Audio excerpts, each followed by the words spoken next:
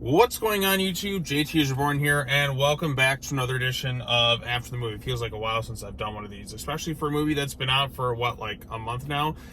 In case you can't tell, I have finally gotten around to seeing Shang-Chi and the Legend of the Ten Rings. This is the latest entry in the never-ending Marvel Cinematic Universe, which has just been going on for so long. God, there's been so many movies, so many shows, so many one-shots, so many this, so many that.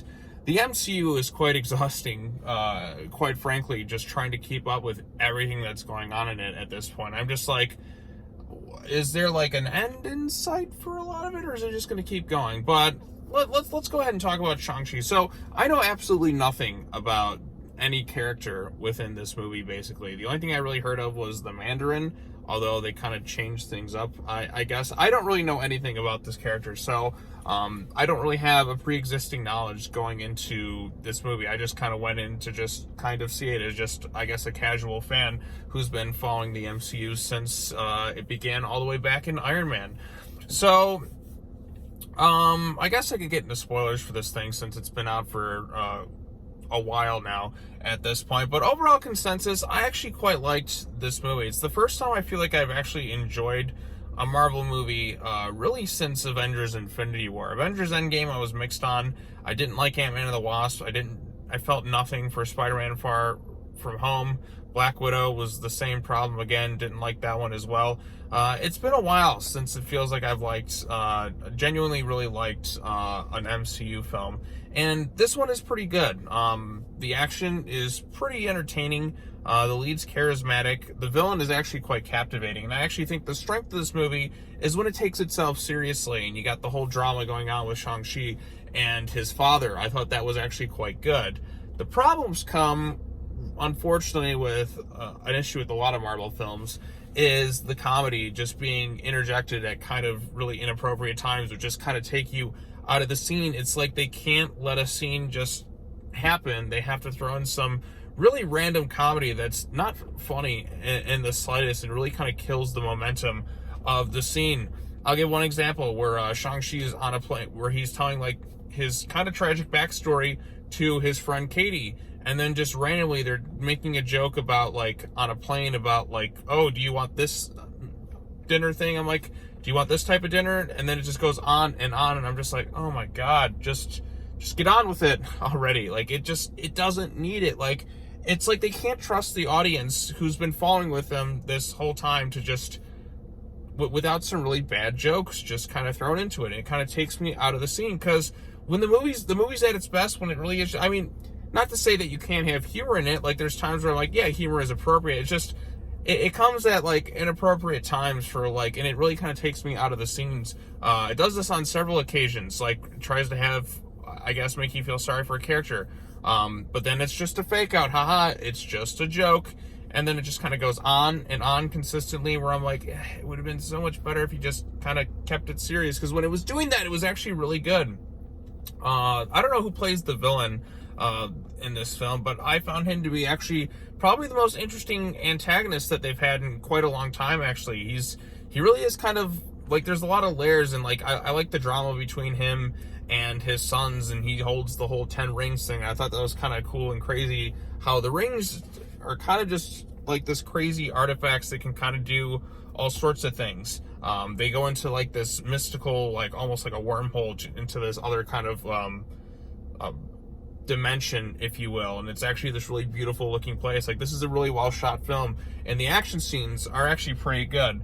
I think in some ways, like, I probably would like them more if I could feel more of the impact in the scenes, because there's a lot of great stuff going on here, and the choreography, you can tell that the actors are working their asses off, but there's also like some bits that kind of take me out of it, because a lot of it doesn't feel I guess quite real. Like, and what I mean by that is, like, you can tell there's a lot of CG enhancements to a lot of the fight sequences where, like, that makes you feel, doesn't really make you feel the impact. Compare this to something like in, say, the Raid Redemption, where you feel every impact of every single punch, and it just feels so real and authentic, and really makes the scene more immersive. here, there's a lot of bits that do feel like that, and a lot of the fight choreography reminds me a lot of some classic like Jackie Chan fight scenes where he's just kind of moving around and like just kind of like you could like the actor like is who plays Shang-Chi is actually quite good here. The way he kind of moves through the scene, like he's just moving so quick, and I'm like, yeah, there we go. Give me a kick-ass martial arts movie, because I haven't really seen one that's pretty good in a while. Because what was it? Snake Eyes was not good at all, but this was a lot better than that. And I did like his relationship with his best friend, which was kind of a couple, but not really, or sort of maybe hinting at that. They didn't really like kind of force in like an unnecessary romance in there. You felt the connection, and it kind of made me think of like Raleigh and Makomori in Pacific Rim, where it's just kind of like there's this platonic, but maybe something there kind of at the end of it. They didn't just kind of like really fully kind of get together at the end, just the way it's kind of handled in that. And I thought that was actually pretty good. So I like that in this thing. I really like I said, I really like the stuff with the main villain and Shang-Chi. Like that was his father, and you felt some real kind of drama and stakes there. Like I said, big issue is comedy kind of just being interjected at inappropriate times. And the third act, I felt like some of it kind of, I couldn't really tell what was happening, because there's all this like these crazy CGI looking monsters, and just kind of come in and they have to kind of stop this thing that's there for reasons, and because it's like a soul-sucking monster or something. And just the way it's kind of shot in that, it's kind of tough to make out what's really happening with this thing. And the thing is, like, the fight sequences before, like, you could kind of really tell what was happening, but here it's just like a little bit too much kind of like going on with the scene, with all the different like water effects and different powers and stuff. And I didn't really feel the really kind of care about that stuff. I was more captivated when it was Shang-Chi and his father kind of duking out, because his father had lost his wife due to kind of his past catching up to him, and I thought that was actually quite good. So when the movie's at its most serious, it's at its strongest. Action scenes for the most part are pretty good.